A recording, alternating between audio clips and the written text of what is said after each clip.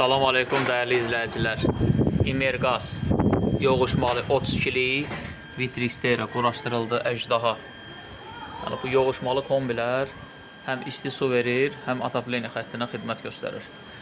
Sadəcə bunlarda servisin tələbi odur ki, belə bir su yumuşalıcı qoşulsun. O da GEL firmasında, o da bizdə var. Yəni, münasib qiymətə.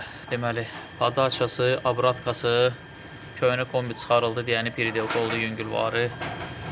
Bu filtrin hasarı, soyuq su, qruba çistka, yumuşalıcı, isti su, qarşılanqı köhnə qaldı, stava stabilizatoru. Bax, belə gözəllik, belə gözəllik.